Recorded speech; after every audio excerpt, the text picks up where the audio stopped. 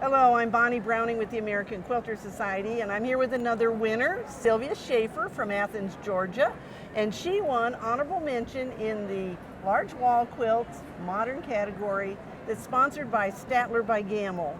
Congratulations. Thank you so much. It's All right, such an so honor. tell me what it feels like to win a ribbon here. Oh, it's great. It's amazing. I've entered a few of your shows before, but this is my first ribbon at Paducah anyway. So. Well, you know, you have to start somewhere, and so I'm glad to see that you won a ribbon. Exactly. And now, I hope to move up. You just have to keep going. That's right. Well, tell us about your pretty quilt here, and it definitely has that modern feel with the gray and the white.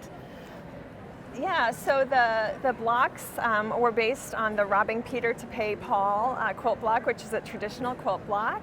And I was actually trying to enter a block design contest, and when I came up with this design and I liked it so much that I never entered the block, I decided to just make the quilt myself and keep it for my own pattern.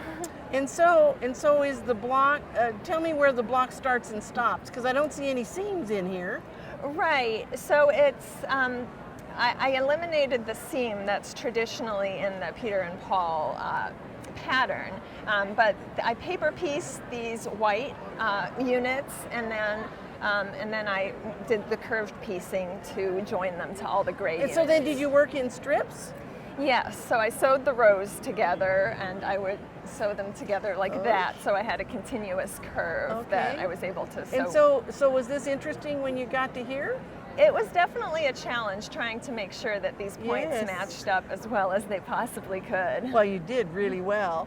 All right, and now I know the quilting, if you can't see it well, it's a concentric circles that goes from the center all the way to the edge. How did you do that? Well, I did it all on my domestic machine. I do all my quilting on my domestic machine. And the way that I do this, it's mostly done with a walking foot, where I just guide the previous seam of the spiral along the edge of the walking foot. But the very center I do with the free motion foot, just because it's too small in order to, to turn the quilt, because there's a lot of turning the quilt. So you went involved. around and around and around with this quilt to quilt it. Yeah, so just the very center I'll mark, out to maybe 3 or 4 inches in radius, and then I switch over to the walking foot, and I try to do it without breaking the thread. Well, you know what? It's really beautiful quilting, and what's really interesting about it, with all that turning, how flat it lays.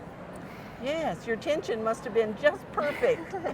Yeah, I always make sure to test it whenever I put in a new bobbin or anything like that to make sure, because sometimes the tension can change from bobbin to bobbin. So it's definitely a challenge. Well, congratulations. I'm glad you win, and we can't wait to see more quilts from you. Thank you so much. And we hope we'll see more quilts from you out there that are watching, because you can't win if you don't enter, can they? No, you can't.